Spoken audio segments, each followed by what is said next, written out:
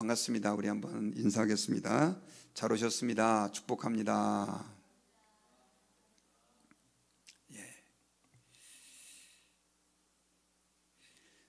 우리가 여러분 기도할 수 있다는 게 참 축복인 것 같아요. 제가 그저께 저희 달라스에서 오래 목회하시는 목사님이 암에 걸리셔서 한 7년간 투병을 하셨는데, 그분 이제 거의 임종이 가까웠다 그래가지고 저희가 이렇게 신방을 다녀왔습니다. 목사님들 모여서 갔다 왔는데, 그 전날만 해도 이렇게 의식도 없으시고 그러셨는데, 그날은 이렇게 굉장히 좀 컨디션이 좋아 보이시고 농담까지 이렇게 하시더라고요. 근데 그분이 이런 얘기를 하세요. 자기는 아침에 일어나가지고 깜짝 놀랐다는 거예요. 내가 살아있다는 게 참 놀랍다. 여러분들은 그게 얼마만큼 실감이 가실지 모르겠지만, 여러분들이 오늘 여기에 살아있다는 것 하나님 앞에 놀라운 일인 줄 믿으시고요, 또 이 땅에서 내가 살아있다는 얘기는 아직 천국 갈 준비가 안 돼 있고, 또 이 땅에서 내가 할 일이 좀 남아있다는 뜻입니다. 특별히 하나님 앞에서 천국 가면 못하는 게 뭐냐? 사실은 기도할 필요가 없습니다. 천국은. 왜냐? 하나님께 직접 얘기하면 되거든요. 그래서 이 땅에 우리가 하나님의 도우심을 구하고 또 하나님의 은혜를 간구하는 이 자리가 너무나 소중한 자리임을 여러분들 믿으시고, 특별히 우리 금요기도에 여러분들이 정말 오실 때마다 꼭 한 분씩 좀 전도를 해서 오셨으면 좋겠어요. 안 다니는 사람이 아니라 좀 믿는 사람들, 우리 교인들. 제가 참 느끼는 게 뭐냐면, 왜 이렇게 교인들이 신앙생활을 오래 해도 믿음이 안 자랄까? 제가 이 고민을 솔직히 좀 많이 합니다, 목회자 입장에서. 근데 그 답은 기도인 것 같아요. 우리가 기도하지 않으면 정말 100년, 1000년 교회 다녀도 하나님을 만나기가 쉽지 않습니다. 그래서 우리 요즘엔 잘 쓰지 않는 말, 제가 아주 어렸을 때 간증하는 분들마다 와서 쓰는 말이 있었는데, 그게 뭐냐면 썬데이 크리스찬이라고 하는 말이 있었어요. 주일만 잘 나오는 크리스찬들. 이 말은 신앙의 절름발이처럼 표현하는 아주 나쁜 용어입니다. 그런데 요즘에는 썬데이 크리스찬이라는 용어가 왜 안 쓰는 줄 아세요? 썬데이 크리스찬도 아닌 사람들이 너무 많기 때문에 그래요. 주일날도 교회에 나오기를 힘들어하는 믿음을 가진 사람들이 참 많기 때문에 그렇습니다. 우리가 이럴 때일수록 하나님 앞에서요, 좀 기도에 우리가 힘을 기울이고 또 함께 기도할 수 있도록 권면하고, 또 여기 모인 분들은 우리가 이렇게 적은 수가 모였지만 하나님 앞에서 마음을 다해서 간구하고 기도하고 하는 가운데, 먼저 내가 성령의 충만함을 입어서 그 성령의 역사가 좀 우리 교회 안에 좀 흘러넘치는 은혜가 있었으면 좋겠습니다. 왜냐하면 성령 충만하다라고 하는 것은 만약 그릇으로 우리의 마음을 비유한다고 한다면 그 성령님이 가득 차서 넘치는 거예요. 성령님은 뭐 물이 아니기 때문에 넘친다는 표현이 이상하지만, 그런데 여러분, 이 컵이 있는데 여기에 물을 아무리 채워놔도 이 물이 넘쳐 흐르지 않으면 그 주변에 있는 사람의 그 갈급한 목을, 그 갈급함을 채울 수 없고, 또 옆에 식물들에게 물을 줄 수가 없어요. 그러니까 오늘 금요일 날 여러분들 모두가 다 성령 충만함을 받아서 하나님 앞에서 내가 좀 넘쳐 흐르는 역사가 있기를 주님의 이름으로 축원합니다. 오늘은 골로새서 말씀을 중심으로 계속해서 우리가 공동체를 지키기 위해서 우리 예수 믿는 사람들이 어떻게 해야 되는가에 대한 교훈을 받기를 원합니다. 여러분, 교회라고 하는 것은 굉장히 중요합니다. 오늘날 많은 분들이 염려하는 게, 이러다 교회가 문을 닫는 거 아니냐, 이런 염려들을 많이 합니다. 우리 한국 교회도 지금 이제 교인들의 절반 이상이 다 60세 이상이 되는 그런 노년화된 교회가 되었고, 또 그렇지 않은 교회라 할지라도 너무나 많은 교회가 문제와 트러블 속에서 신음하고 있는 교회들이 굉장히 많이 있어요. 또 제가 엊그저께인가 통계를 보니까요, 30, 40대 젊은이들 가운데 3명 중에 1명은 이번 팬데믹을 거치면서 가나안 크리스찬이 됐답니다. 가나안 크리스찬이라는 얘기는 I'm Christian, 나는 크리스찬이라고 생각하는데 교회를 가지 않는 거예요. 근데 여러분 한번 생각해 보세요. 만약에 우리가 교회를 가지 않는다, 그러면 내 믿음을 지킬 수 있느냐? 한동안은 지킬 수 있겠죠. 하지만 그러나 여러분, 교회가 없어지면 결국 우리의 믿음도 죽습니다. 우리 먼 데가 아니라 유럽의 예만 봐도 지금 교회 건물이 술집에 팔리고 벌써 꽤 됐죠. 그런 시간들이 오래 지났는데 이제는 무슬림들이, 이슬람 종교가 이 유럽을 지금 엄청난 속도로 장악하고 있습니다. 여러분, 우리가 하나님 앞에서 이 교회라고 하는 것이 얼마만큼 놀라운 기관인지, 또 단체라는 표현이 좀 이상하지만 공동체인지를 우리가 기억하고 이 교회의 가치를 좀 진지하게 알아야 돼요. 사실은 하나님께서는 예수님을 이 땅에 보내서 예수님이 교회를 세우게 하시고, 그리고 십자가의 보혈의 공로로 이 하나님의 택한 백성들을 교회로 모아서 교회를 중심으로 그들이 믿음이 자라고 교회를 중심으로 전도할 수 있도록 그런 은혜를 베풀어 주셨습니다. 그러니까 이 사단은 어떻게 해서든지 오늘날 이 교회를 힘들게 하고 교회를 말 그대로 무너지게 하려고 애를 쓰고 있다고 하는 사실을 우리가 기억해야 합니다. 자, 그런데 이 교회를 사탄이 공격하는 데 있어서 우리가 아는 것처럼 사단은 탱크나 미사일 갖고 공격하는 게 아닙니다. 교회를 여러 가지 방법으로 공격하는데 그 가운데 가장 이 교회를 쉽게 공격하는 방식으로 사용하고 있는 게 뭐냐면 교회의 분열과 다툼입니다. 말 그대로 교회가 서로 싸우잖아요. 그러면 사단이 뒷짐만지고 있어도 그 교회는 쪼개지게 되어 있고 나중에 시간이 지나 보면 없어지게 되어 있기 때문에 그래요. 그래서 여러분, 사단은 교회 안에 어떻게든 간에 성도들끼리 서로 갈등을 야기시키고 분열하고 다투도록 그렇게 만든다는 것입니다.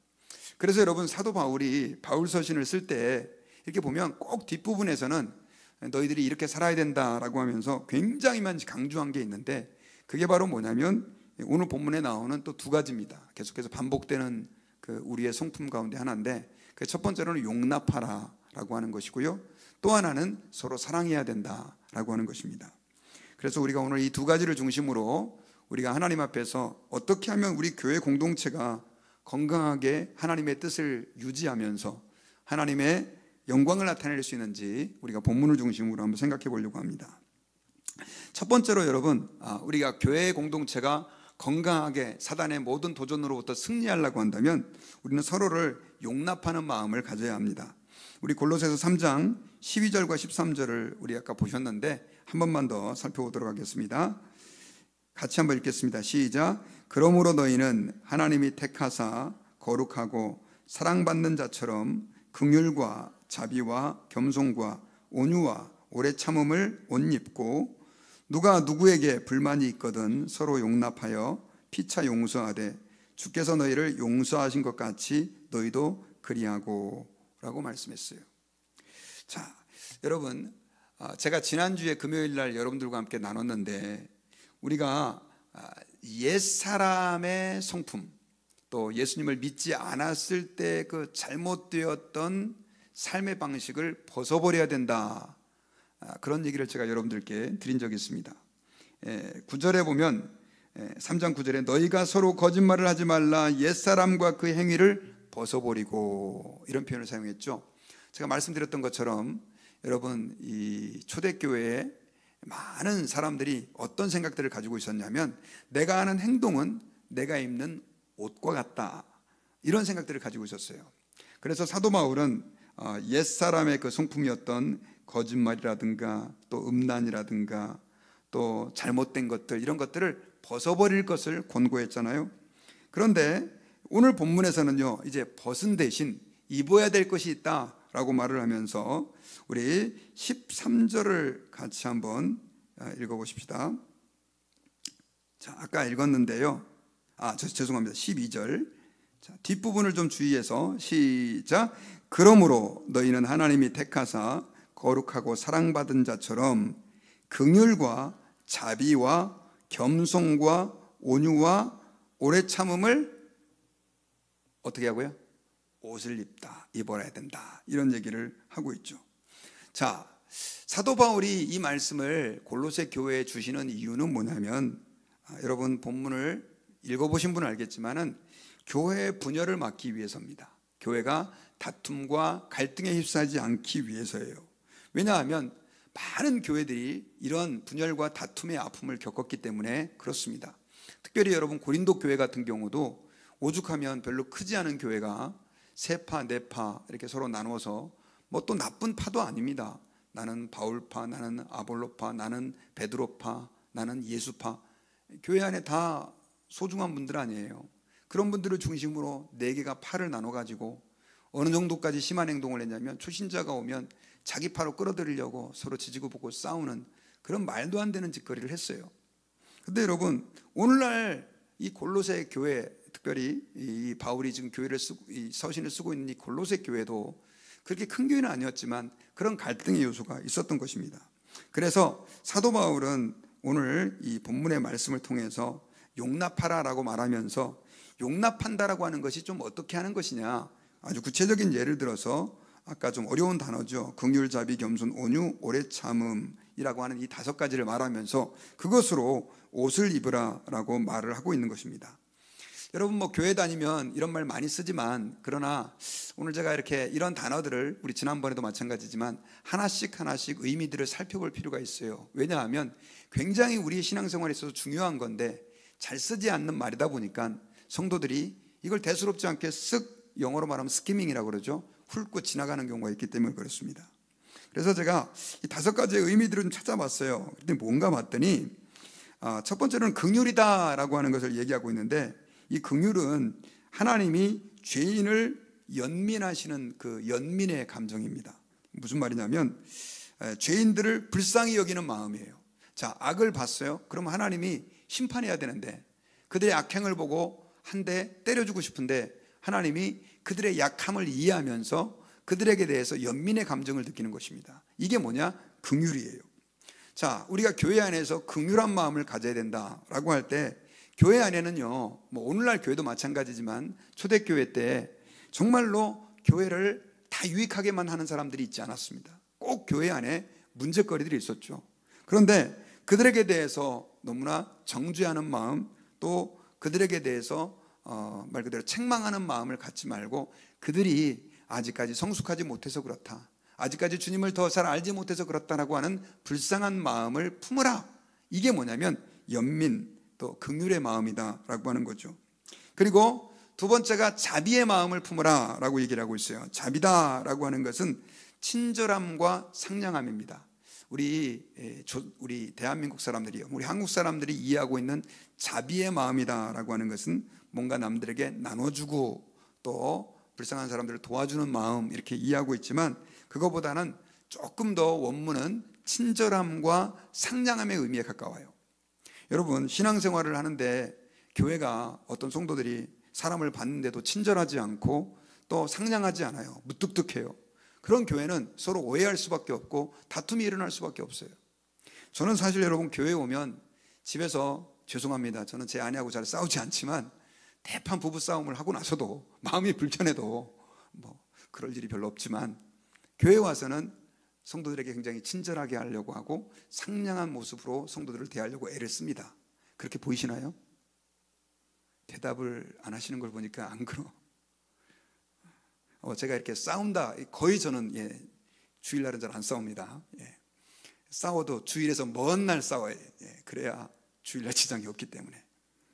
근데 우리가 살다 보면 힘든 일 많잖아요. 가정에서도 힘든 일이 있고 직장에서도 힘든 일이 있는데, 성도들이 교회에 와서 그 힘든 걸 그대로 드러내다 보면 무슨 일이 생기느냐, 성도들이 오해를 해요. 서로 이 사람들이 힘든가 보다 이렇게 생각하면 좋은데, 그렇지 않고 뭐라고 생각하냐면 저 사람이 나 미워하나?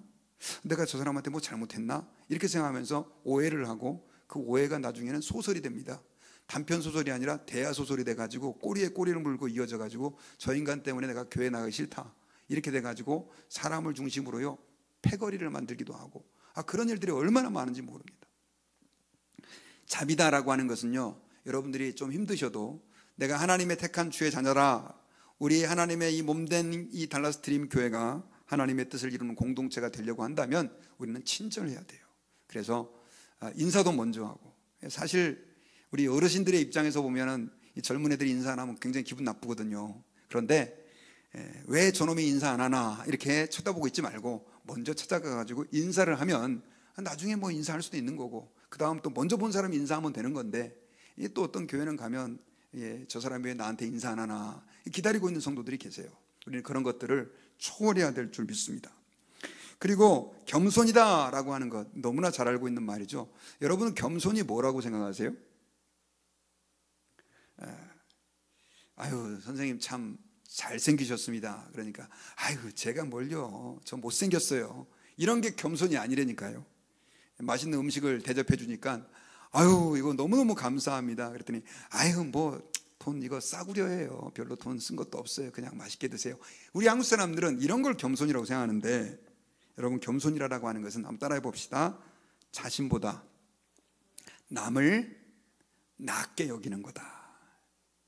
아까 제가 말씀드린 것처럼요, 겉으로 봤을 때는 굉장히 겸손해 보이는 사람이 속으로는 마음에 교만한 마음을 품고 남들을 나보다도 낮게 여기는, 우리 한국말이 참 이게 희한합니다. 이 중국말도 성조가 있잖아요.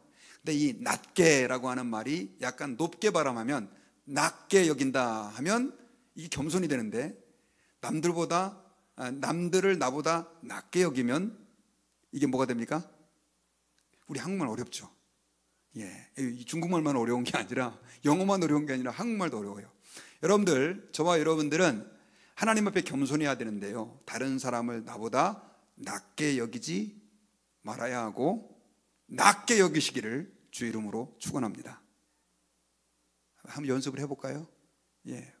또 이게 연습이 안 되면 낮게 여겨야 되는데 낮게 여겨가지고 곤란해지는 경우가 있어요. 자, 남들을 나보다 낮게 여기겠습니다. 이 액센트를 줘야 돼요. 이게 바로 겸손이에요. 교회 안에서요, 제가 한번 그런 생각을 한번 해봤습니다. 교인들이 과연 몇 명이나 우리 다른 성도들보다 나 자신을 낮게 여기고 있을까? 여러분, 이 신앙에 있어서의 교만이라고 하는 것은 굉장히 무섭습니다. 왜 무섭냐면요, 이 다른 성품들은 말 그대로 뭐 다른 악들, 또 계명을 어기는 행동들, 거짓된 행위들은요, 정말 하나님과 가까운 사람들에게는 잘 침투하지 못합니다. 정말 성령이 충만한 사람들은 거짓말 잘 못해요. 진짜예요. 성령이 충만한데 거짓말한다? 이거는 제가 볼 땐 좀 말이 안 돼요. 그리고 성경을 많이 읽고 기도를 하는데 뭐 음란하고, 그리고 게으르고, 사람들을 미워하고 잘 그러지 않습니다. 그런데 이 교만이라고 하는 것은 사람을 가리지 않는 것 같아요. 오히려 더 열심히 하나님 앞에 기도하는 사람들에게 교만이 틈타고요, 성경을 더 많이 읽는 사람에게 교만이 틈타요. 이런 거 있잖아요. 성도들 가운데 내가 열심히 새벽 기도를 했는데 저 인간은 왜 새벽 기도 안 나와? 이렇게 생각하는 교인들 있죠. 벌써 내가 교만해진 거죠. 여러분, 혹시나 그런 마음이 드시걸랑 이렇게 생각하세요. 저는 저 사람보다 훨씬 악하고 또 기도할 제목이 많아가지고 내가 기도 남들보다 더 많이 한다, 이런 마음 가지고 이렇게 기도하면 좋은데, 우리가 이렇게 여러분 열심히 기도하다 보면 사단은 귀에다 이렇게 얘기하죠. 야, 네가 이렇게 그래도 교회에서 제일 열심히 기도하지 않냐? 다른 사람들 봐라, 뭐 저렇게 기도 안 하고 아유 뭐 저 신앙생활 하는 것 같지도 않고 그렇지 않아? 뭐 이런 마음을 우리에게 심어주는 거죠. 성경 말씀도 그렇습니다. 여러분, 제가 목회자다 보니까 목사님들끼리 만나도 마찬가지예요. 어떤 때는 제가 한심할 때가 있어요. 전 정말 별것도 아닌데 가끔씩 착각을 합니다. 아, 내가 뭔가 좀 괜찮은 목사인가 보다, 뭐 잘난 목사인가 보다, 스스로 그런 말도 안 되는 착각을 하면서 혼자 그런 교만한 마음이 저도 모르게 팍 들어오는 경우가 있어요. 여러분, 하나님 아버지 앞에서요, 정말 하나님의 사람, 주님의 은혜, 또 하나님을 가까이 하는 사람들은요, 다른 사람들을 나보다 낮게 여겨요. 성 프란시스코라고 하는 분에게 어떤 분이 당신은 어떻게 이렇게 훌륭한 삶을 사십니까? 그분은 하도 유명해가지고, 여러분, 샌프란시스코가 성 프란시스코의 이름을 따가지고 샌프란시스코가 됐대요. 근데 지금은 뭐 타락의 1번지가 돼가지고 그 샌프란시스코에 있는 분이 아주 엄청 한탄을 하더라고요. 어떻게 하다 이 샌프란시스코가 이렇게 이상한 도시가 되어버렸는지 모르겠다고요. 근데 어떻게 이렇게 거룩한 삶을 사실 수 있었습니까? 라고 물었을 때 그 성프란시스코가 이런 얘기를 했다고 합니다. 하나님이 만약에 내게 주셨던 은혜의 절반만이라도 당신들이 생각하는 그 거리의 악한 사람들에게 주셨다고 한다면 그 사람들은 나보다 훨씬 더 위대한 성자라고 존경을 받았을 것이라고. 이럴 땐 우리가 한번 아멘 해볼까요? 틀린 말인가요? 맞는 말이죠. 뭐 주님의 은혜 때문에 우리가 뭐 하는 거지, 내가 뭐 조금 뭐 남들보다 뭐 열심히 할 수 있고 또 열심히 더 기도할 수 있고 내가 하나님의 일을 좀 더 할 수 있다고 한다면 그건 주님의 은혜입니다. 그거 가지고 교만할 이유가 없죠. 그런데 문제는 교회가 이거 가지고 교만해가지고 서로 네가 높네 내가 높네, 교회에서 저 사람이 좀 존중받는 것 같으면 질투심이 생겨가지고 그것 때문에 그 사람 미워하고 싸우고 이런 일들이 얼마나 많은지 모릅니다. 우리 교회는 안 그렇지만 그런 교회들이 요즘씩 가끔씩 있어요. 그 다음에 여러분, 이 온유라라고 하는 단어는 프라위테스라고 하는 단어입니다. 이것은 고린도후서 10장 1절에서도요, 나 바울은 이제 그리스도의 온유와 관용으로 친히 너희를 권하고 라고 말을 했는데, 이 온유라는 말이 굉장히 한국 사람들이 오해하고 있는 말 가운데 한 가지인데, 그 온유다라고 하는 것은 보통 부드러운 마음, 뭐 우리는 이렇게 생각을 하는데 물론 뭐 그런 의미가 없는 건 아닙니다. 그런데 특별히 성경에서 온유다라고 하는 말은 어떤 때 사용했냐면 부당하게 대우를 받았을 때 거기에 대해서 분개하거나 반항하지 않는 태도가 온유함이라는 거예요. 자, 뭐라고요? 부당하게 대우를 받았는데 그거에 대해서 분개하거나 화를 내거나 반항하지 않는 거. 제가 이거 말씀 준비하면서 회개를 많이 했습니다. 저는 워낙에 정의로워 가지고요, 좀 부당하게 대우를 받으면 가만히 못 있는 성격이에요. 감히 나에게 그럴 수 있어? 막 이렇게 생각을 하는 경향들이 저 안에 있어요. 그런데 여러분, 교인들 가운데 이런 분들이 참 많이 계십니다. 예수님께서는 온유한 자는 땅을 차지할 것이다 라고 얘기를 했잖아요. 그런데 이 온유한 자라고 하는 개념은 내가 좀 부당하게 대우를 받아도 하나님이 그걸 알고 계실 것이다 라고 믿고 그 부당한 대우에도 불구하고 하나님 나라와 복음을 위해서 참고 견디는 것이죠. 그 뒤에 나오는 오래 참음도 마찬가지로 고난을 참는 태도인데 하나님은 오래 참는 분으로 묘사가 되어 있어요. 그래서 이 온유와 오래 참음이라고 하는 단어는 항상 이렇게 같이 오는 경우가 많아요. 사랑은 오래 참고, 사랑은 갑자기 생각이 안 나시죠? 온유하며 그랬잖아요. 사랑은 언제나 오래 참고, 사랑은 언제나 온유하며. 이 온유가 바로 부당한 대우를 받아도 우리가 그거에 대해서 분노하지 않는 것입니다. 이렇게 이야기를 하는 이유는 뭐냐? 이렇게 하는 이유는 뭐냐? 여러분, 교회 안에서요, 그 트러블을 만들어내는 사람, 특별히 골로새 교회에서 그런 사람들이 있었던 것 같아요. 그런 사람들의 이야기를 들어보면 다 말이 되는 얘기예요. 왜냐하면 저 사람이 나한테 이렇게 했습니다. 그러니 내가 가만히 있을 수 있습니까? 그리고 하나님은 공의로운 분 아닙니까? 막 이러면서 가만히 들어보면 그 말이 하나도 안 틀린 거예요. 저는 가끔씩 이렇게 목사님들하고 이야기를 하다가 그런 분들이 계시는 것을 가끔씩 봐요. 자주는 아니지만 이분이 어떤 분에 대해서 막 어떤 성도에 대해서 막 이렇게 불만을 막 하세요. 자주 그런 건 아닙니다. 막 불만을 하는데 들어보면 다 말이 맞아요. 근데 그 말을 옆에서 듣고 있다 보니까 어떤 마음이 드냐면 다 맞는데 제가 불편해요. 왜냐하면 그분은 그거에 대해서 그냥 막 그 뭐라고 그럴까요? 막 이제 그분을 비난하면서 막 이제 자기의 그 안타까운 심정을 토하는 거죠. 저도 옛날에 사실 많이 그랬었습니다. 그런데 지금 조금 이제 더 성경을 많이 알고 나이가 먹고 보니까 그것마저도 하나님께 맡겨야 되는구나 하는 것들을 좀 깨달았어요. 왜냐하면 한번 생각해 보세요. 목사님이 무슨 재판관이나 검사처럼 성도들 쫓아다니면서 집사님 이게 왜 문제예요? 권사님 왜 이게 문제예요? 성도님이 이래갖고 신앙생활 제대로 해서 되겠습니까? 계속 이렇게만 하고 다닌다고 생각해 보세요. 여러분들 교회 다닐 수 있겠어요? 뭐 좀 잠깐 숨길 수는 있겠지만 여러분 그런 교회 안 됩니다. 죄송한데 제가 지금까지 목회하면서 가장 어려웠던 게 뭐냐면요, 저의 이 뭐라고 그럴까요? 고집 그리고 아집, 교만을 버리는 거, 아직도 더 버려야 되지만, 어떤 제가 만들어 놓은 스탠다드에 맞지 않으면 막 화가 나요. 그리고 실제로 화나게 하는 사람들이 너무 많이 있었고, 지금 생각해봐도 저는 너무 억울한 사람이에요. 그런데 나중에 이제 제 지나간 시간들을 돌아보면서 하나님 앞에서 제가 느끼는 건 뭐냐면, 그럼에도 불구하고 네가 내 앞에서 그거 쏟아놓고 품고 용서해야 되지 않겠냐라고 하는 마음을 주신다는 거죠. 예수님 마음을 닮아야 목회할 수 있다는 걸 깨달았어요. 그거에 비하니까 저는 너무 마음이 말 그대로 뱀댕이 속같이 작고 부족했던 사람이었던 것을 뒤늦게 깨달았어요. 근데 아직도 부족합니다. 여러분들이 저를 위해서 많이 기도해 주셔야 되는 이유가요, 이 목회는 정말 예수님의 마음 담지 않으면 불가능한 것 같아요. 얼마나 속상한 일들이 많은데요.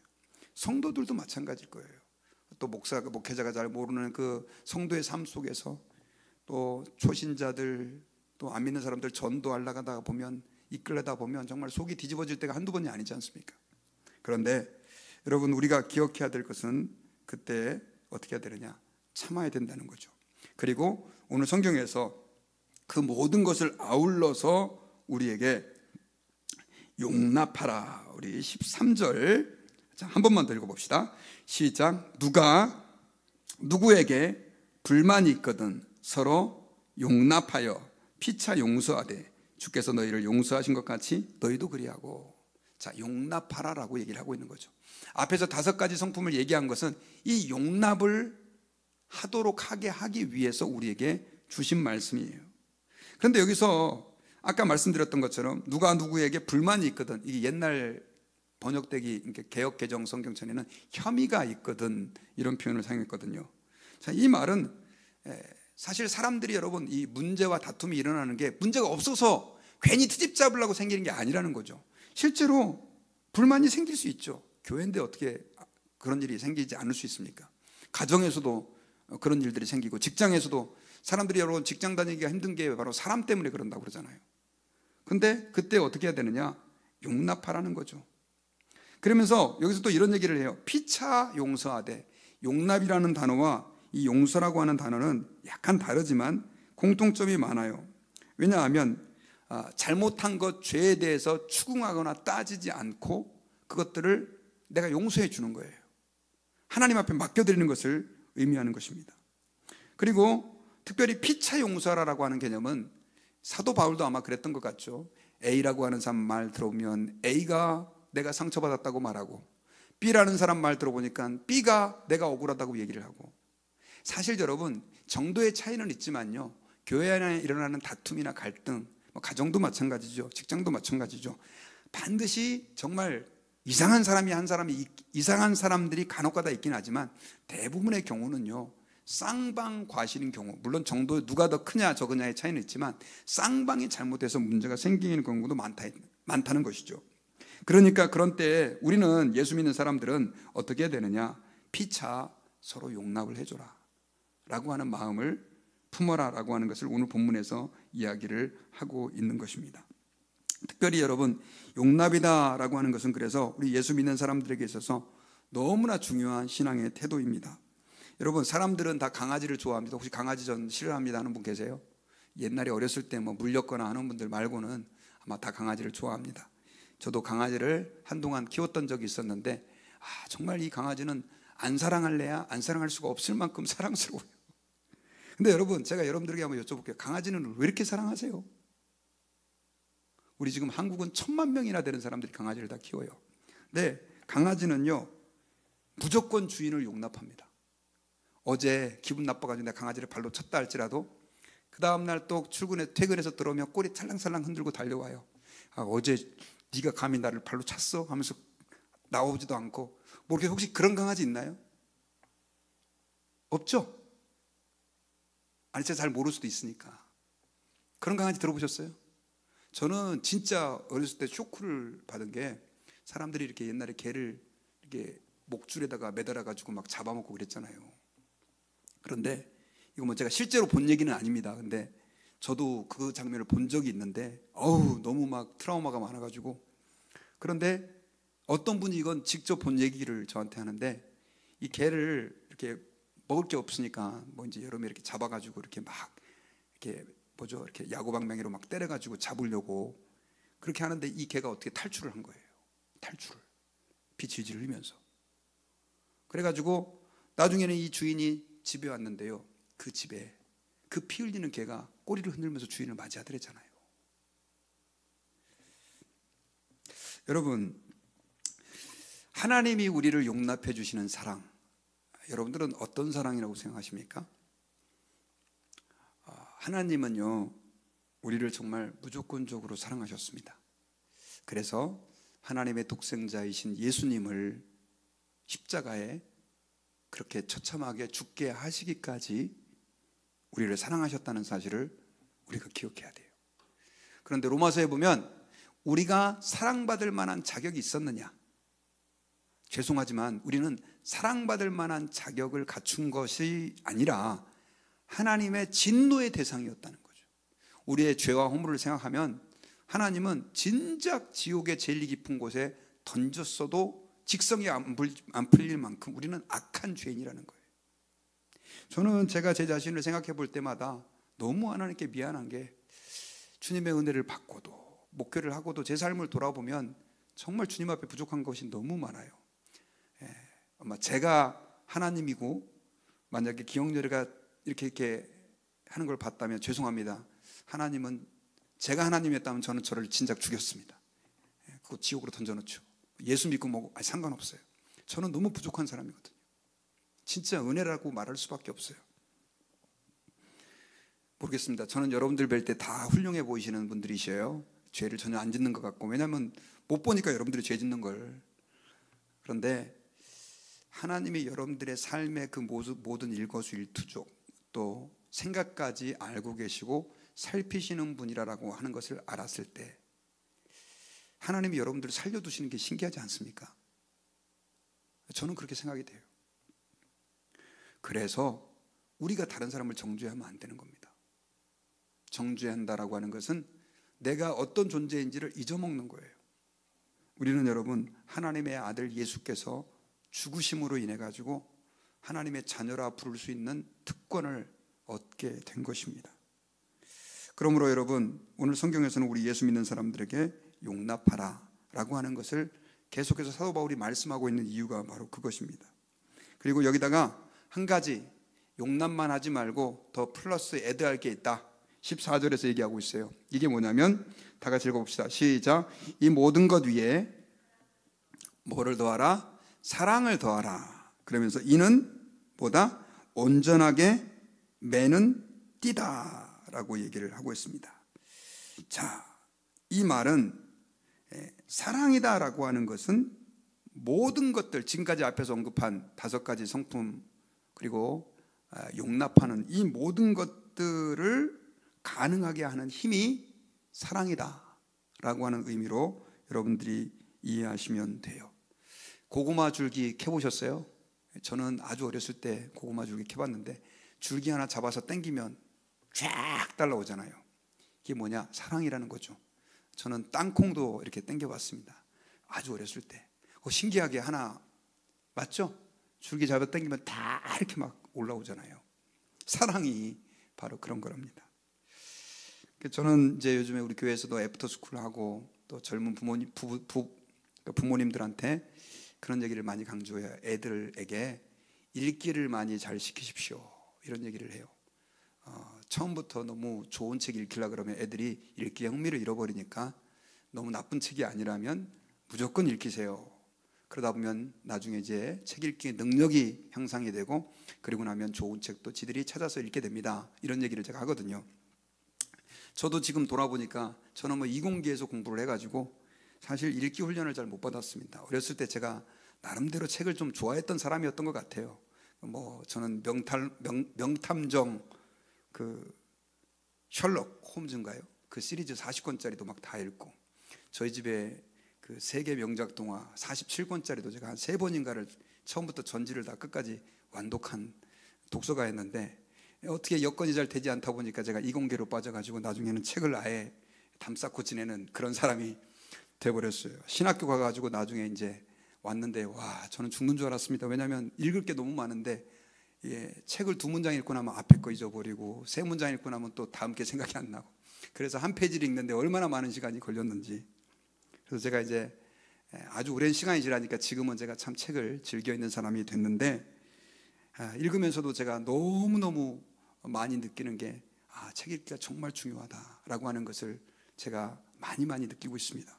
여러분들 성경도 많이 읽으시되 책을 좀 많이 읽으시기를 부탁드려요. 그런데 애들에게 책 읽기 하나를 잘 시키면 사실은 신앙을 훈련시키는 일이라든가 학교 공부라든가 이런 부분에 있어서 많이 스트레스를 안 받아요. 책 읽기 하나가 그렇게 중요합니다. 마찬가지로 사랑도 그렇게 중요한 거예요. 여러분, 고린도전서 13장에서 그렇게 분열 많고 문제 많은 고린도 교회를 향해서 또 은사 가지고, 하나님 주신 은사 갖고 또 싸우고 나눠요. 참 기가 막히죠. 여러분, 교회에 은사가 많다고 좋은 것만은 아니에요. 그 은사 가지고서 어떤 게 큰애 작은애 키재기하고 싸웠던 게 바로 고린도 교회인데, 그 교회에 사도 바울은 고린도전서 13장을 통해서 사랑의 은사를 받아야 된다, 사랑을 너희가 가져야 된다라고 하는 것을 강조했어요. 교회에서 제일 중요한 게 뭐냐? 사랑이다라고 하는 거죠. 그러면서 사랑은 오래 참고, 사랑은 온유하며, 시기하지 않고, 질투하지 않고, 자랑도 교만도 안 한다, 이런 내용들이 쭉 기록되어 있잖아요. 이것은 사실 사랑으로 인해서 생겨지는 결과들을 얘기하는 거예요. 교회 안에 그래서 사랑이 있잖아요. 그러면 아까 5가지 여러분 기억 안 해도 그러한 삶들이 교회 공동체 안에 나타날 수밖에 없게 됩니다. 특별히 그러므로 우리 성도들이, 우리 달라스 드림교도 마찬가지고요, 가정도 직장도 마찬가지입니다. 정말로 하나님이 기뻐하는 가정, 교회, 또 직장, 공동체가 되려고 한다면 이런 사랑이 있어야 되는 거예요. 그런데 많은 사람들이 사랑에 대해서 오해를 해요. 어떻게 오해하냐면, 사랑은 목사님 내가 뭐 하는 게 아니라 감정적인 거 아닙니까? 라고 생각을 하는 거죠. 사랑은 감정입니까? 감정이죠. 사실 여러분, 남자 여자가 둘이 좋아하잖아요. 그럼 눈에 뵈는 게 없어요. 그래서 콩깍지 꼈다고 그러잖아요. 그래가지고 보면 그 세상의 노래라든가 드라마라든가 영화의 주제가 뭐 거의 대부분 그런 사랑에 대한 거 아닙니까? 얼마나 강렬합니까? 그 사랑하는 사람을 위해서 죽기까지 해요. 근데 문제는 이게 유효기간이 길어야 3년이라는 거죠. 부모님의 사랑, 특히 어머니의 사랑, 이제 다음 주가 어버이 주일인데, 어머니 주일인데 대단하죠. 그런데 그 어머니의 사랑은 연인 간의 사랑보다 훨씬 더 초월적이지만 본능적입니다. 그런데 성경에서 말하는 사랑은요, 그런 어머니, 부모님의 사랑, 또 연인 간의 사랑을 의미하지 않고 영의 원문을 보면 아가페의 사랑을 얘기하고 있어요. 아가페의 사랑은 굉장히 의지적인 사랑입니다.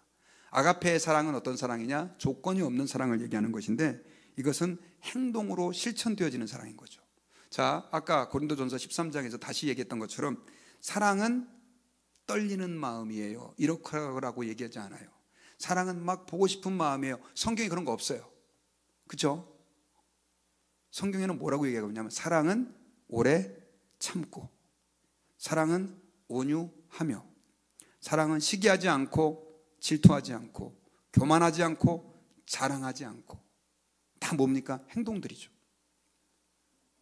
교회 안에서 여러분 사랑하십시오 그러면 내가 어떻게 저 사람을 보고 싶어 하고 그리워하고 막 아끼는 마음 갖고 해야 되고, 이러다 보니까 성도들이 어떤 마음을 갖냐면요, 우리 작년 표어도 사랑으로 하나 되는 공동체인데, 그거는 그냥 빈말처럼, 나하고는 상관없는 말처럼 그렇게 생각하는 성도들이 많이 있어요. 여러분, 그렇지 않습니다. 사랑은 행동입니다. 그럼 어떤 행동을 해야 되느냐? 아까 제가 11절을 건너뛰었는데, 그것은 차별이 없이 모든 사람을 사랑하는 사랑이에요. 자, 교회가 사랑이 안 되는 이유가 뭐냐? 왜 교회 안에 다툼이 생기느냐? 사람들을 차별하기 때문에 그렇습니다. 우리 11절을 다시 한번 보여주실래요?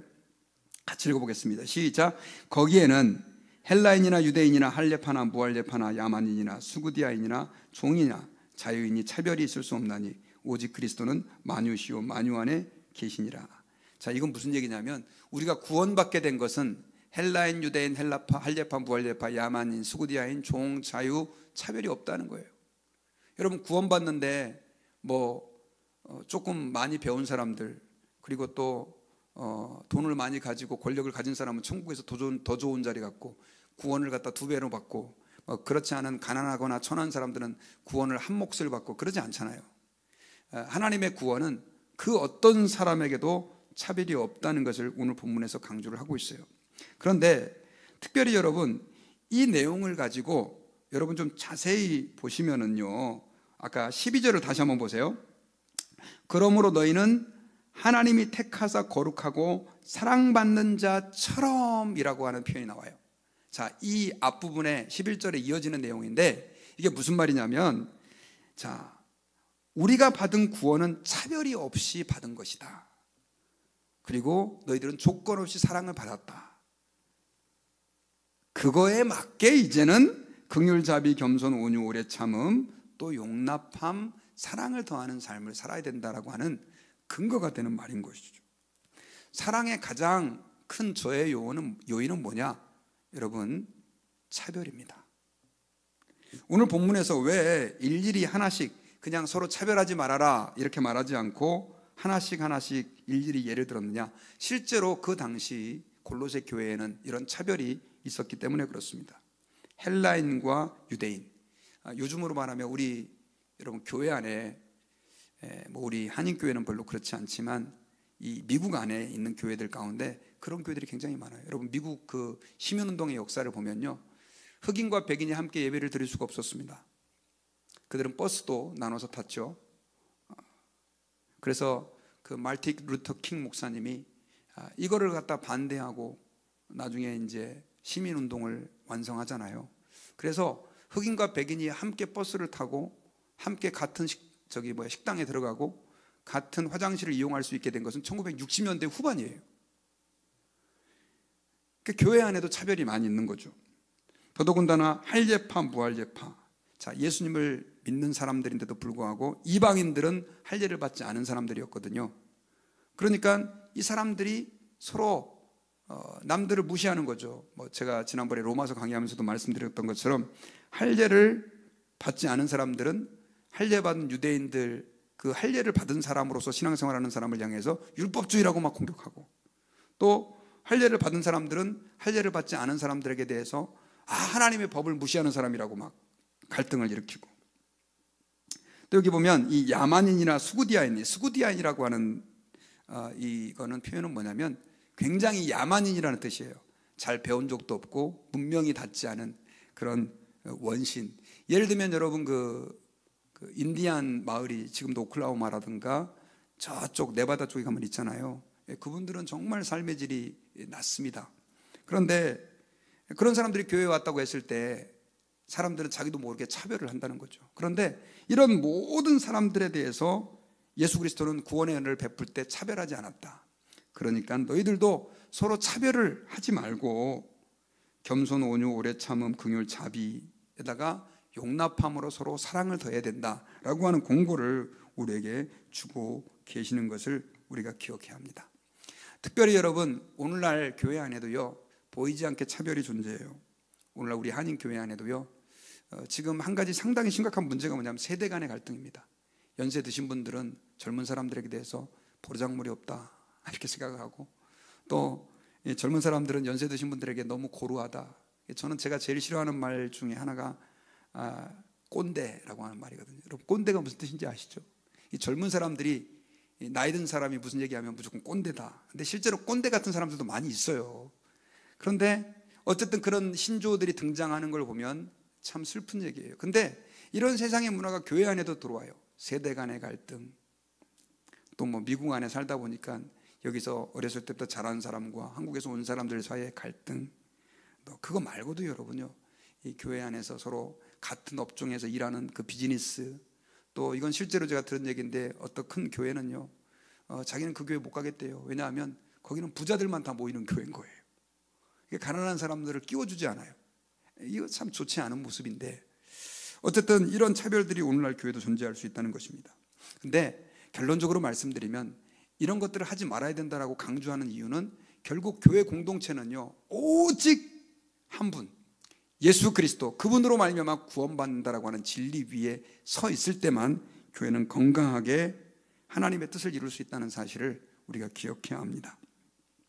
그래서 여러분, 저와 여러분들이 오늘 말씀을 좀 기억하면서 우리가 하나님, 우리 교회 공동체가 이런 공동체가 되게 해주십시오 라고 기도하고, 또 우리 가정이 이런 가정이 돼서 서로 차별하지 않고 오늘 말씀대로 긍휼, 자비, 겸손, 온유, 오래 참음, 또 조금 불만이 있고 속상하다 할지라도 그 사람을 주님이 나를 용서해 주신 것처럼 용서해 주시고 용납해 주고 뿐만 아니라 사랑을 더하는 그런 은혜가 저와 여러분들 가운데 있어서 정말 우리 교회가 하나님 앞에서 아름답게 복음을 증거하고 주의 뜻을 이룰 수 있는 그런 교회로 세워줄 수 있는 축복이 우리 교회 모든 성도들 가운데 또 여러분들의 가정 가운데 있기를 주의 이름으로 축원합니다.